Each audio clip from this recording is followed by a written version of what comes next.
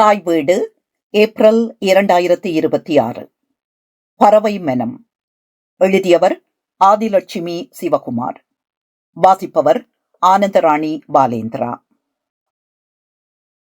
நெஞ்சுக்குள் நிரம்பித் தழும்பும் நினைவுகளை தாங்கியபடி ஏரிக்கரைக்கு வந்திருந்தாள் வசந்தி.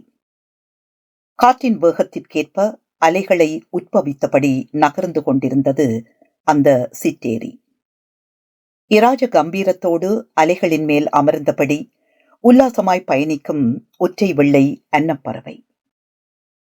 குளிரோ வெயிலோ பூகம்பமோ அந்த பறவைக்கு தடை விதிப்பதில்லை என எண்ணிக்கொண்டவளாய் பறந்து விரிந்து கிடக்கும் ஏரிக்கரையோர இருக்கையில் அமர்ந்திருக்கிறாள் அவள்.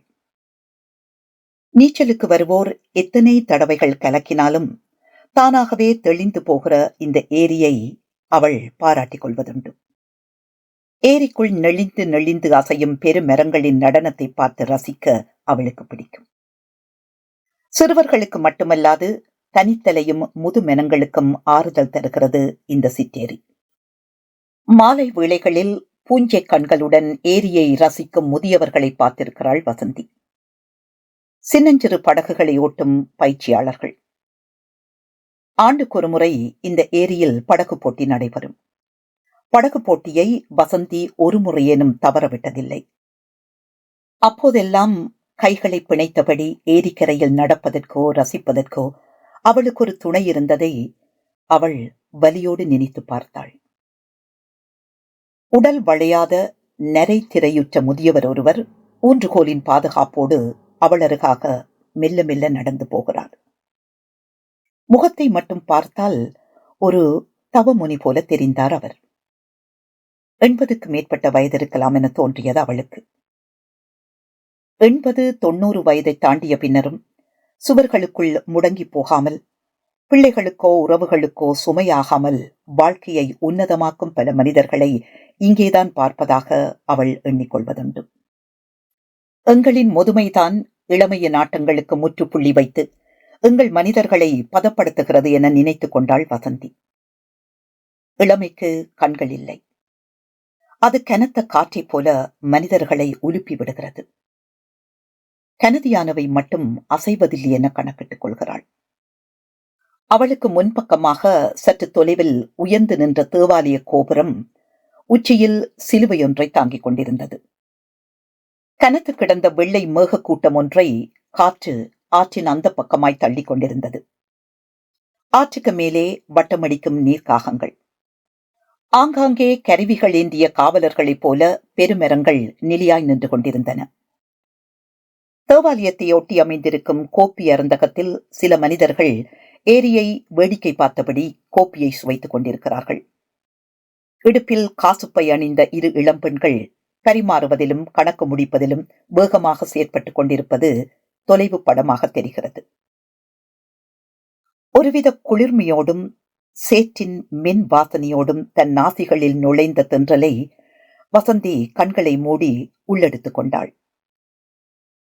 தான் தேடிய தனிமை இதுவாக இருக்குமோ என்று மனது நினைத்து கொண்டது. இது அறிவால் வந்த ஞானம் அல்ல, தொடர்ச்சியான ஏமாற்றத்தால் தனக்குள் திணிக்கப்பட்ட ஞானம் என நினைத்துக் கொண்டாள். 4 அறைகளை கொண்ட வீடு. வீட்டுச் சுவரளவு நீளத்தில் தொலைக்காட்சி பெட்டி. ஒரு காலத்தில் பிள்ளைகள் நான் நீ என அடிபட்டு விளையாடிய விளையாட்டுக் கருவிகள். பெரிதாக்கப்பட்டு சுவரில் தொங்கிக் கொண்டிருக்கும் அவளுடைய திருமண ஒளிப்படம். கழுத்து நிறைந்த பூமாலையும் கற்றை மீசையுமாக அவன் அவள் அருகில். அவை எதுவும் தராத மன அமைதியை இந்த ஏரி அவளுக்கு தந்து விடுகிறது. நீரோட்டத்தில் அடித்து வரப்படும் பசிய இலைகளாய் மனம் எதையெதையோவெல்லாம் நினைவுக்குள் இழுத்து வந்து சேர்த்தது. 30 ஆண்டுகளுக்கும் மேலாக குவிந்து கிடக்கும் கருப்பும் வெள்ளையுமான நினைவு பருக்கைகள். உரித்தெறிய முடியாமல் வேரூன்றி அவமானங்களை தரும் வலிகள் அவை என அவள் உணர்ந்து கொண்டாள். முள்ளு படுக்கையில் கழிந்த அல்லது கழித்த இரவுகளின் ஏக்கங்கள். ஏமாற்றத்தை தாங்க முடியாமல் தனித்திருந்து அழுது கொட்டிய நாட்கள். நினைவு பெறும் நேரமெல்லாம் ஐயோ தோற்றுப் போனோமே என்று உணர்ந்து களிவிரக்கம் கொண்ட பொழுதுகள், எவரும் அறியாமல் அழுது தீர்த்த இரவுகள். 30 ஆண்டுகளுக்கு முன்னர் துள்ளும் கன்றுக்குட்டியாய் ஏதுமறியாமல் உசுப்பி விடப்பட்ட ஏதோ ஒரு குருட்டு நம்பிக்கையோடு வந்திறங்கியவள். இன்று வழி தவறிய பயணியாய் தத்தளிக்கும் தன்னிலை அவளை வருத்துவதாக உணர முடிகிறது அவளால். சுந்தரேசன் என்கிற அவளின் ஆதி மனிதன், அவளை எல்லா வகையிலும் வியப்படைய வைத்து ஆட்கொண்ட ஆண்மகன். அந்த ஆதி மனிதனின் காதலிலும் கதகதப்பிலும் பிணைந்திருந்த நாட்கள், அவனுக்காகவே தன்னை அர்ப்பணித்திருந்த நாட்கள், உருகி உருகி அவனுக்காகவே வாழ்ந்த நாட்கள். அவன் இல்லாவிடில் தன் உலகமே அஸ்தமித்துவிடும் என எண்ணியிருந்த பேதமை. இந்த ஏரிக்கரையில் தானும் தன்னுடைய ஆதி மனிதனும் கிறங்கிப் போய் காதலின் உந்துதலில் எத்தனை மனக்கோட்டைகளை கட்டினார்கள் என நினைத்து பார்த்தாள்.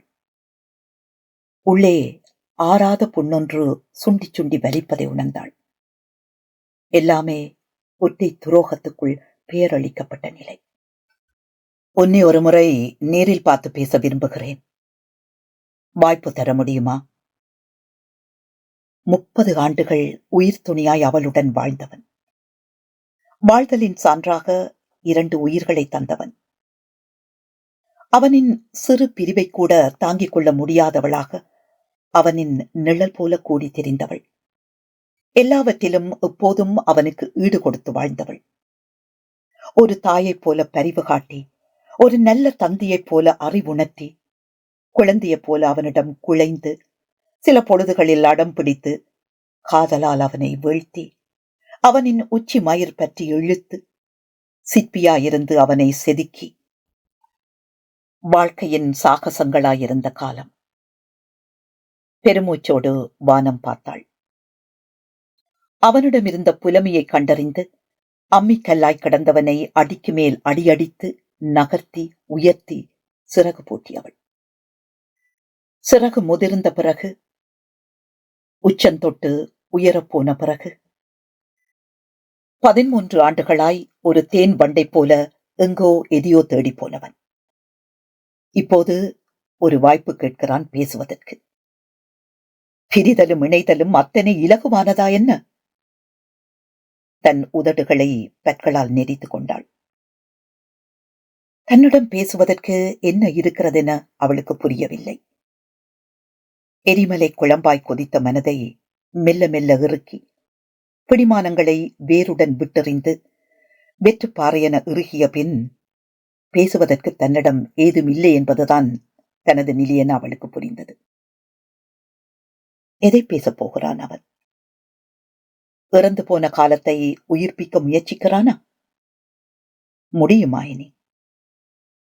சில்லு சில்லாய் உடைத்து போட்ட மனதை அவனால் ஒட்ட வைத்து விடத்தான் முடியுமா? கடவுளே வந்து காலில் வீழ்ந்தாலும் நடக்கவியலாத காரியமல்லவா? கால முதலையின் வாயில் சிக்கி வாழ்வின் அர்த்தங்கள் எல்லாம் நசுங்கி இறந்த பின் ஏன் இந்த கேள்வி? தன்னை ஆசுவாசப்படுத்திய ஆகர்ஷித்த அவனின் புலமையில் ஆழ்ந்து அவள் தன்னையே மறந்த நிலையில், தொடர் வண்டியொன்று தான் இழுத்து வந்த பெட்டியை கழற்றிவிட்டு போவது போல இயல்பாகத்தானே போக முடிந்தது அவனால்? ஒரு வார்த்தை, ஒரு காரணம், ஒரு சிறு சச்சரவு, ஒரு கருத்து முரண், வாய் தகராறு, சுடு சொற்கள், எதுவும் இல்லாமல் பிரிந்து போன உறவு. ஏன் என்ற கேள்விக்கு பதிலேதும் இல்லாமல் அல்லாடிய காலங்கள். உறக்கத்தில் மரணித்தவள் போல ஒடிந்து போன உணர்வு. சுழல் காற்று போல வீசிய துன்பத்தில் சிக்கி சிதறுண்டு திக்கற்று நின்றவள்.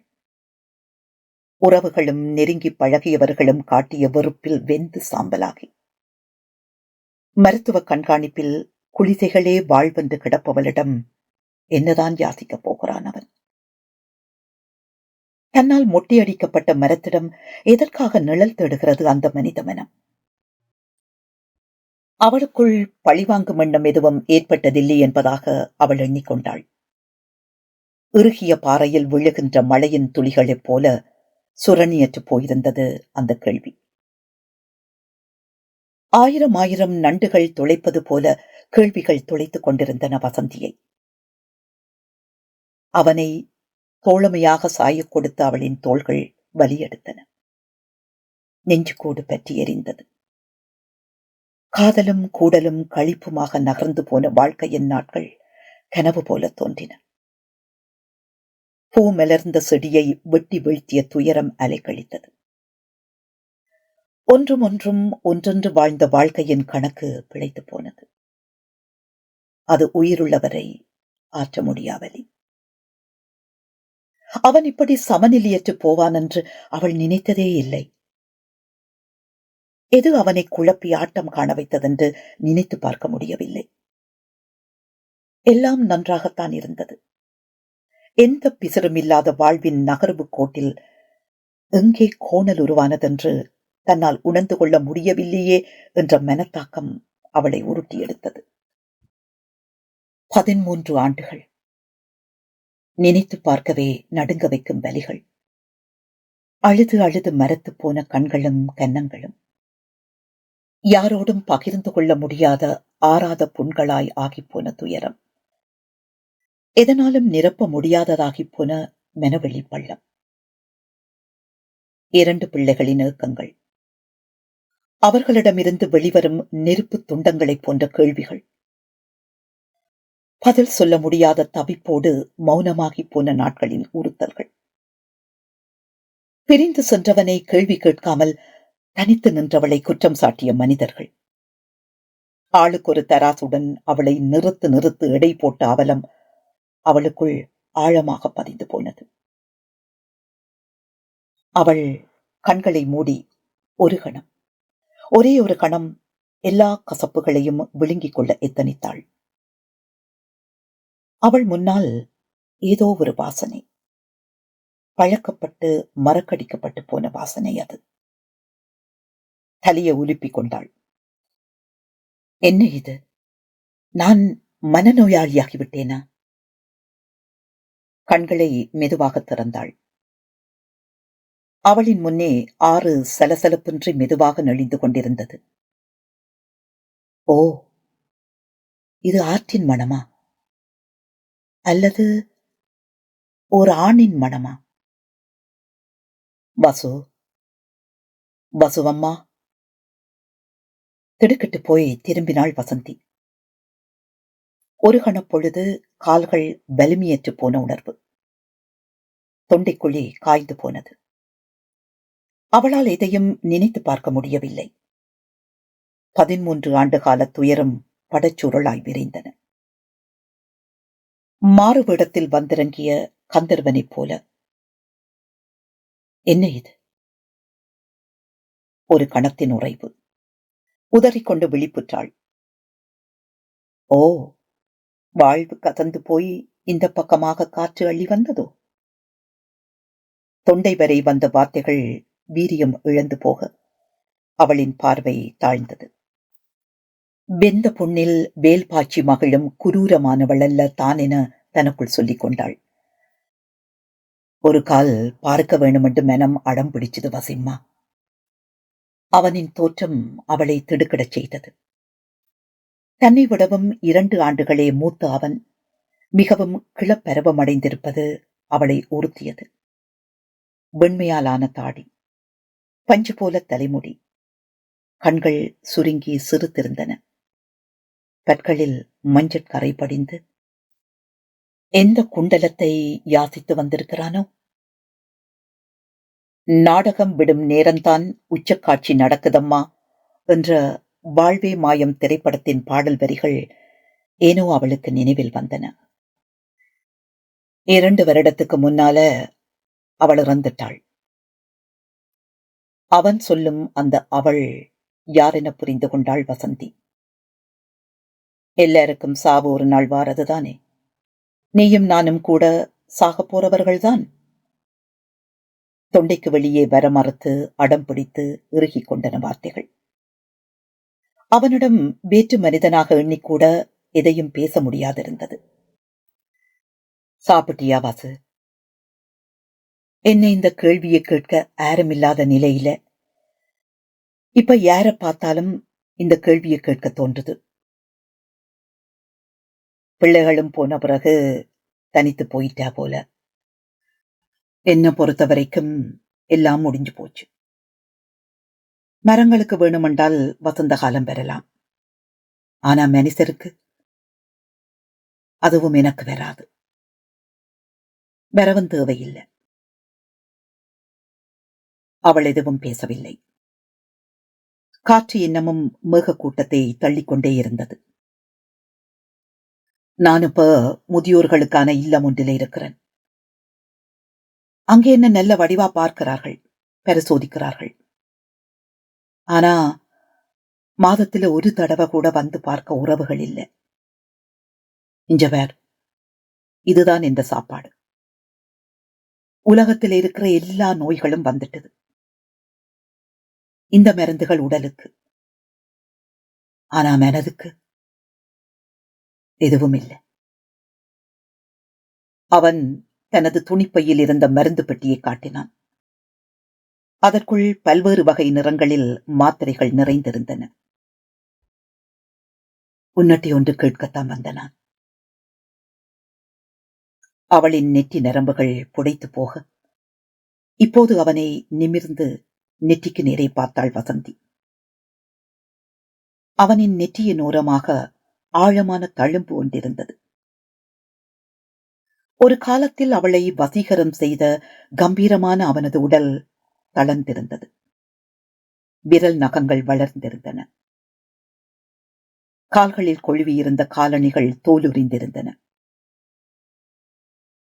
நான் இறந்து போனதாக அறிந்தால் என் உடலை பார்க்க வருவாயா வாசு? குரலில் தளதளப்பு தெரிந்தது. அவள் பதறிப் போகவில்லை. அமைதியாக அவளின் பார்வை ஆற்றின் மீது நிலைத்திருந்தது. 13 ஆண்டுகளின் பட்டறிவுகள் அவளை செதுக்கியிருந்தன. ஆனால் அவை பழிக்கு பழி தீர்க்க தூண்டவில்லை. அவள் எதுவுமே பேசாதிருந்தாள். இந்த அமைதி சம்மதத்தை குறிப்பதல்ல என்பது அவனுக்கு தெரிந்திருக்கவும் கூடும் என நினைத்துக் கொண்டாள். நேரம் கடந்து கொண்டிருந்தது. தேவாலயத்தின் மணி 5 தடவைகள் ஒலித்து ஓய்ந்தது. இனி பறவைகள் கூட்டையும் மந்தைகள் பண்ணைகளையும் தேடி விரையும். மனிதர்களும் எங்கெங்கோ உறையத் தொடங்குவர். தொடர்ந்து ஒன்று கடகடத்தபடி வேகமாய் போய் முடிந்தது. அவனுக்கு அவளின் நீண்ட அமைதி ஏமாற்றத்தை கொடுத்திருக்க வேண்டும். இருக்கியை விட்டு எழுந்து நின்றான். நான் போயிட்டு வாரன். மொட்டையாய் முணுமுணுத்தான். அவளுக்குள் புதிதாக பிரிவு துயரமோ குற்ற உணர்ச்சியோ ஏதுமில்லை. அவளின் தலை கூட அசையவில்லை. மெல்ல நடுங்கும் கால்களுடன் ஒற்றை வழியில் நடந்து போய்க் கொண்டிருந்தான் சுந்தரேசன். முதுகில் சிறு கூனலும் தெரிந்தது. எதுவும் அவளின் கவனத்தை சிதைக்கவில்லை.